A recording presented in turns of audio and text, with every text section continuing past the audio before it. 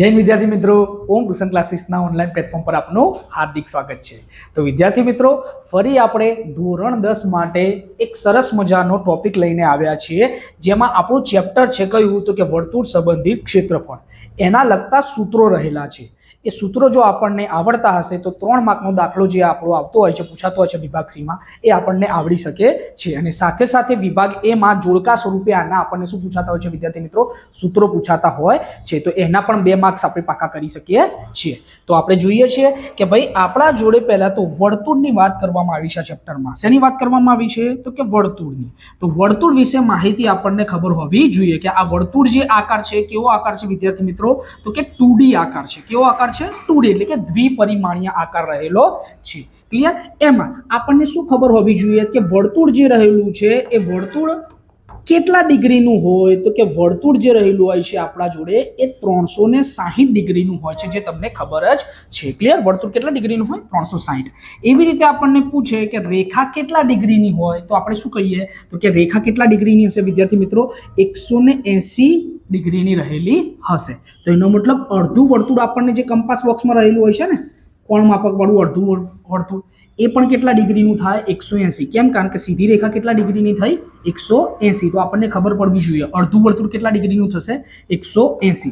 એવી જ રીતે આ પાઈની કિંમત કેટલી થાય તો આપણને ચોપડીમાં અને એમાં શું બતાવેલું હોય છે કે પાઈના જગ્યાએ આપણે કેટલા લેવા જોઈએ વિદ્યાર્થી મિત્રો? 22/7 લેવા જોઈએ, અથવા તો કેટલા લેવાના? 3.14 લેવાના, એવું આપણને કહેતા હોય છે। પાઠ્યપુસ્તકમાં ને એમાં આપણને કેટલી બતાવેલી હોય છે તો કે 22/7 બતાવેલી હોય છે, અથવા તો કેટલી બતાવેલી હશે આપણને? 3.14 બતાવેલી હોય છે। પરંતુ વિદ્યાર્થી મિત્રો, ઘણા બધા લોકોને ખબર હોતી નથી હકીકતમાં પાઈની કિંમત કેટલી થાય તો કે હકીકતમાં પાઈની કિંમત ડિગ્રીમાં જોવી હોય તો આપણે કેટલી લખી શકીએ છીએ વિદ્યાર્થી મિત્રો? 180 ડિગ્રી રહેલી હોય છે। ક્લિયર? એના આધારે સૂત્રો કઈ રીતે બન્યા છે એ તમને ખ્યાલ આવશે। ક્લિયર છે વિદ્યાર્થી મિત્રો? તો એવી રીતે આપણા જોડે શું રહેલું છે તો કે વર્તુળનો પરિઘ રહેલો છે। પરિઘનો મતલબ શું? બાર ફરતે। દાખલા તરીકે મારા જોડે કોઈ ખેતર છે અને ખેતરનો આકાર કેવો છે તો કે વર્તુળ આકાર છે। કેવો છે? વર્તુળ આકાર। અને જો વર્તુળ આકાર ખેતર હશે તો મારે વાળ બનાવી હશે એના ફરતે, તો વાળ શું હું અંદર વચ્ચોવચ બનાવીશ કે બાર બનાવીશ? તો કે સાહેબ બાર, ઓબ્વિયસલી બાર જ બનાવવાના છે કે ફરતે બાર બનાવવાના છો? ક્લિયર છે? તો એ વાડ જે બનાવી વાડને આપણે શેના તરીકે ઓળખીએ છીએ વિદ્યાર્થી મિત્રો? પરિઘ તરીકે ઓળખીએ છીએ। ક્લિયર? આ વાડને શું કહેવાની? પરિઘ। હવે આ સૂત્ર બન્યું કેવી રીતે કે વર્તુળના પરિઘનું સૂત્ર છે શું તો કે 2πr છે। શું છે? 2πr। આ કેવી રીતે બન્યું છે તો આપણે ગોખવું ના હોય તો સમજી લઈએ તો આપણને વાંધો આવે નહીં। હાલ જ મેં તમને કીધું કે પાઈની કિંમત કેટલી હોય વિદ્યાર્થી મિત્રો? 180 હોય। કેટલી હોય? 180।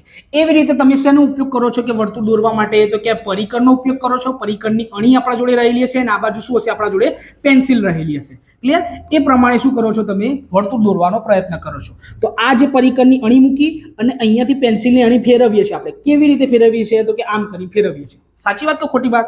તો એનો મતલબ આ જે અંતર થયું એ શું થયું વિદ્યાર્થી મિત્રો? ત્રિજ્યા થઈ। શું થઈ? ત્રિજ્યા। અને આ ત્રિજ્યાને આપણે શું કરવાની છે વિદ્યાર્થી મિત્રો? ફેરવવાની છે। કેટલી ફેરવવાની છે તો કે અડધું અંતર ફેરવું એનું શું કહેવાય? 180।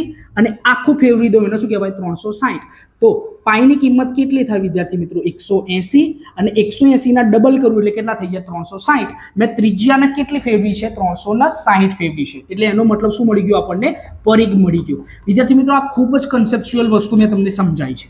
ક્લિયર? તો સૂત્ર શું બન્યું છે? 2πr। શું બન્યું? 2πr। જેટલી ત્રિજ્યા હશે એટલી શું થશે? વર્તુળનો પરિઘ મોટો થતો જશે। ક્લિયર? હવે નેક્સ્ટ આપણા જોડે વસ્તુ શું રહેલી છે તો કે વર્તુળનું ક્ષેત્રફળ। શું રહેલું છે? વર્તુળનું ક્ષેત્રફળ। વર્તુળના ક્ષેત્રફળનું સૂત્ર શું છે આપણા જોડે તો કે તમને ખબર જ છે। શું છે તો કે πr²। કેવી રીતે બન્યું છે તો કે ક્ષેત્રફળનો મતલબ શું? અંદરનો વિસ્તાર, એવું તમને ખબર જ છે। તો અંદરનો વિસ્તાર એટલે આ ત્રિજ્યા જે છે હું કેટલી રીતે લઈ જઈ શકું છું આ બાજુ તો કે ઉઠાઈને ક્યાં સુધી લઈ જઈ શકું છું તો કે સીધી રેખા સુધી લઈ જઈ શકું છું। એટલે એનો મતલબ શું કહેવાય? 180 કહેવાય। એવી રીતે ઉપરવાળી ત્રિજ્યાને લઈ જાય, એવી રીતે નીચેવાળી ત્રિજ્યાને પણ ક્યાં સુધી લઈ જઈશું તો કે અડધું વર્તુળ પૂરું થાય ત્યાં સુધી। એટલે આને પણ શું કહેવાશે ભાઈ તો કે ત્રિજ્યા કહેવાશે। તો કે ત્રિજ્યાને કેટલી વાર ગુણી તો કે 180 જોડે ગુણી પહેલી ત્રિજ્યા ઉપરવાળીને, અને નીચેવાળી ત્રિજ્યાને પણ કેટલા વડે ગુણી છે ભાઈ? 180 જોડે ગુણી છે। એટલે પાઈ ગુણ્યા શું છે? r ગુણ્યા r। તો r ગુણ્યા r નો મતલબ શું થશે? r નો સ્ક્વેર। ક્લિયર છે. નેક્સ્ટ આપણા જોડે કન્સેપ્ચ્યુઅલ વસ્તુ જોઈએ છે આપણે શું તો કે વર્તુળના ચાપની લંબાઈ શોધવી છે આપણે. હવે આપણી એક્ઝામમાં પૂછાતું છે કે ચાપની લંબાઈનું સૂત્ર જણાવો. આવું શેમાં પૂછાય છે તો કે વિભાગ એમાં પૂછાય છે. તો આપણે જોઈએ છીએ ચાપ એટલે ચાપની લંબાઈને આપણે શેના વડે ડિનોટ કરીએ છીએ વિદ્યાર્થી મિત્રો તો કે એલ વડે ડિનોટ કરીએ છીએ, એલ વડે દર્શાવીએ છીએ. હવે ચાપ છે શું તો કે આપણે જે વર્તુળ દોરેલું છે આખું આવી રીતે વર્તુળ દોરેલું હોય એ વર્તુળમાંથી આપણે શું કરી દેવાનું છે વિદ્યાર્થી મિત્રો તો કે આ ભાગ જે ઉપરનો રહેલો છે એને શું કરી દેવાનું છે દૂર કરી દેવાનું છે. આ ભાગને આપણે દૂર કરી દઈએ તો આટલો ભાગ આપણા જોડે વધે. દેખાય છે તમને? એ ભાગને આપણે શેના તરીકે ઓળખીએ છીએ વિદ્યાર્થી મિત્રો એલ તરીકે ઓળખીએ છીએ. હવે મને એમ કહો કે આ ભાગ શેનો છે વર્તુળના પરિઘનો છે કે ક્ષેત્રફળનો તો આપણે શું સમજીશું વિદ્યાર્થી મિત્રો તો કે વર્તુળના પરિઘનો ભાગ છે.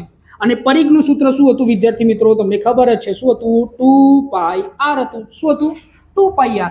મને એમ કહો કે થીટા આખું વર્તુળ કેટલા ડિગ્રીનું હોય તો કે સાહેબ કે 360 ડિગ્રીનું હોય. આખું વર્તુળ કેટલા ડિગ્રીનું હોય 360. એ 360 આપણું સૂત્ર શું બનતું હતું વિદ્યાર્થી મિત્રો 2πr પરિઘ બનતો હતો. હવે અહીંયા મારા જોડે શું રહેલું છે કે મારે આટલી ચાપ શોધવાની છે તો આ મારું શું કહેવાય થીટા કહેવાય. શું કહેવાય વિદ્યાર્થી મિત્રો થીટા એટલે ખૂણો. તો કે હવે આટલા થીટા માટે કે આ જે ખૂણો આપણને આપેલો છે એટલા ખૂણા માટે વર્તુળનો ચાપની લંબાઈ કેટલી થશે તો એના આધારે આપણું સૂત્ર શું બનશે વિદ્યાર્થી મિત્રો તો કે થીટા ગુણ્યા કેટલા મારા જોડે તો કે 2πr અને ભાગાકારમાં કેટલા આવશે વિદ્યાર્થી મિત્રો 360. તો આપણી ચાપની વર્તુળના ચાપની લંબાઈ શું બનશે થીટા ભાગ્યા 360 ગુણ્યા 2πr. આવું આપણું સૂત્ર બનશે. અથવા તો આનો ભાગાકાર કરીને પણ તમને દર્શાવી શકે છે.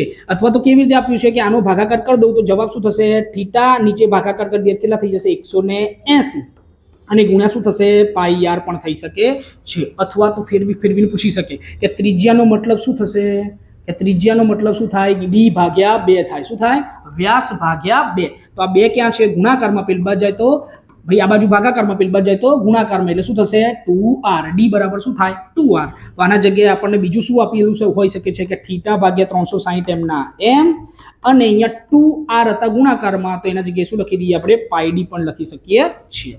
ક્લિયર છે વિદ્યાર્થી મિત્રો. નેક્સ્ટ વસ્તુ આપણા જોડે રહેલી છે શું તો કે વર્તુળના લઘુ વૃત્તાંશનું ક્ષેત્રફળ. હવે જે આપણને આ કાળો આ જે ડાઘા જેવો ભાગ દેખાઈ રહ્યો છે ઘેરો ભાગ દેખાઈ રહ્યો છે એ ઘેરા ભાગનું જ ખાલી ક્ષેત્રફળ પૂછ્યું હશે તો આપણે કેવી રીતે શોધી શકીએ છીએ ઘેરા ભાગનું ક્ષેત્રફળ તો હાલ સમજાવ્યું એ જ પ્રમાણે કે મારે ક્ષેત્રફળ શોધવાનું છે તો હું શું કરીશ કે ક્ષેત્રફળનું સૂત્ર શું હતું તો કે ક્ષેત્રફળનું સૂત્ર હતું વિદ્યાર્થી મિત્રો πr². શું હતું πr². એ કેટલા ડિગ્રી માટે 360 ડિગ્રી માટે. કેટલા ડિગ્રી માટે 360 ડિગ્રી માટે આપણે લખ્યું 360 એ મારા માટે કેટલા હોય ભાઈ તો કે πr²h હોય. તો આ શું છે આપણા જોડે થીટા માપનો ખૂણો.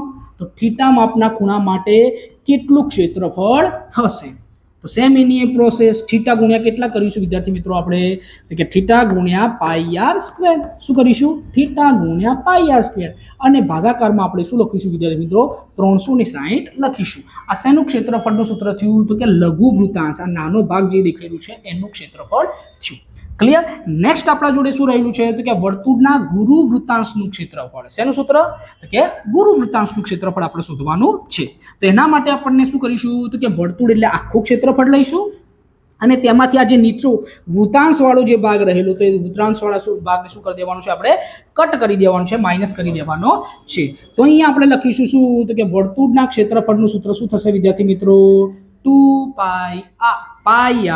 શું થશે વર્તુળના ક્ષેત્રફળનું સૂત્ર πr² અને એમાંથી શું માઇનસ કરીશું આપણે લઘુ વૃત્તાંશનું ક્ષેત્રફળ. હાલ જોઈ કેટલું થીટા ભાગ્યા 360 ગુણ્યા શું થશે πr² થશે. ક્લિયર. આ સૂત્ર પ્રમાણે શું કરી દેવાનું છે દાખલો ગણીને જવાબ લાવવાનો છે.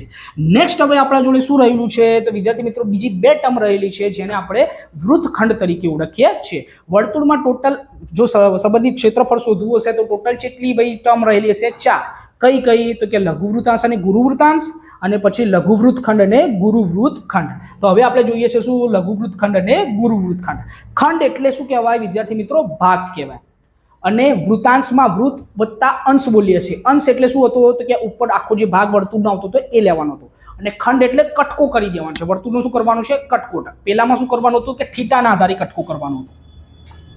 પેલો થીટાના આધારે કટકો કરવાનો હતો અને આ શું કરી દેવાનું છે, એમને એમ જ કાપી નાખવાનું છે, ખંડ બનાવી દેવાનું છે. ક્લિયર? તો અહીંયા લઘુ વૃત્તખંડ આપણને આપેલું છે. લઘુ વૃત્તખંડ એટલે લઘુ એટલે નાનું કહેવાય, એવું તમને ખબર જ છે.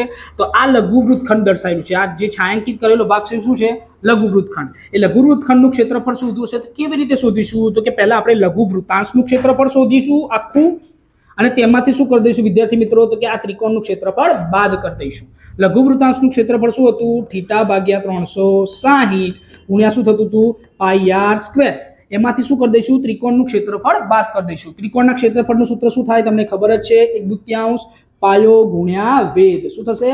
1/2 પાયો ગુણ્યા વેધ. પરંતુ જો અહીંયા મારો θ 60° થતો હશે, જો θ કેટલો થતો હશે? 60°નો, તો બધી બાજુઓ કેવી થાય? સરખી થાય. તો એનો મતલબ એ કયો ત્રિકોણ બને? તો કે સમબાજુ ત્રિકોણ બને. કયો ત્રિકોણ બને? સમબાજુ. અને સમબાજુ ત્રિકોણ માટે તમે આ ક્ષેત્રફળના જગ્યાએ કયું સૂત્ર લખી શકો છો? તો કે √3/4 અને બાજુનો વર્ગ. શું સૂત્ર બનશે વિદ્યાર્થી મિત્રો? તો કે √3/4 ગુણ્યા બાજુનો વર્ગ. ક્લિયર? તો જે બે બાજુઓ રહેલી હશે ત્રિજ્યા સ્વરૂપે એનું શું કરી દેવાનું છે? વર્ગ. અને પછી શેમાંથી બાદ કરી દેવાનું છે?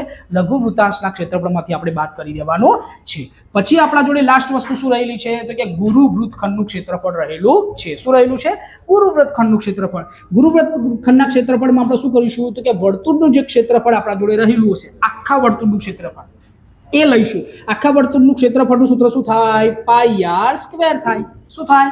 πr². અને એમાંથી નીચેનો જે આ ભાગ રહેલો હતો એને શું કહેવાય? લઘુ વૃત્તખંડ કહેવાય. તો એનું ક્ષેત્રફળ આપણે શું કરી દઈશું વિદ્યાર્થી મિત્રો? અહીંયાથી બાદ કરી દઈશું. એનું સૂત્ર શું રહેલું હતું વિદ્યાર્થી મિત્રો? કે θ ભાગ્યા 360 ગુણ્યા πr² માઇનસ 1/2 પાયો ગુણ્યા વેધ. એટલે કે લઘુ વૃત્તાંશનું ક્ષેત્રફળ માઇનસ ત્રિકોણનું ક્ષેત્રફળ આપણે શું કરવાનું છે? બાદ કરવાનું છે. લઘુ વૃત્તાંશનું ક્ષેત્રફળ માઇનસ ત્રિકોણનું ક્ષેત્રફળ, એમાંથી શું કરી દઈશું? બાદ કરી દઈશું. ક્લિયર? ડન? આ સૂત્ર બનશે. વર્તુળનું ક્ષેત્રફળનું સૂત્ર શું? πr². અને લઘુ વૃત્તખંડનું ક્ષેત્રફળ શું થશે? તો કે લઘુ વૃત્તખંડનું એમાં લઘુ વૃત્તાંશનું ક્ષેત્રફળ વત્તા ત્રિકોણનું ક્ષેત્રફળ, એ બેનો સરવાળો આમાંથી બાદ કરી દઈશું. એટલે આપણને શું મળી જશે વિદ્યાર્થી મિત્રો? ગુરુ વૃત્તખંડ મળી જશે. તો વિદ્યાર્થી મિત્રો, આ આપણા માટે ખૂબ જ ઇમ્પોર્ટન્ટ રહેલા સૂત્રો હતા, જેમાં મોટાભાગના વિદ્યાર્થીઓને કન્ફ્યુઝન થતું હોય છે. તો આ કન્ફ્યુઝન દૂર થઈ જાય એના માટે તમારા માટે આ વિડીયો બનાવ્યો હતો. જો તમને વિડીયો પસંદ આવ્યો હોય તો ધોરણ 10માં તમારા જે પણ સાથી મિત્રો અભ્યાસ કરતા હોય તેમને પણ તમે આ વિડીયોની લિંક શેર કરીને બતાવી શકો છો, જેથી એમના પણ જે ડાઉટ રહેલા હોય એ સોલ્વ થઈ જાય. તો વિદ્યાર્થી મિત્રો, ફરી મળીશું એક સરસ મજાના વિડીયો સાથે. ત્યાં સુધી જય હિન્દ, જય ભારત.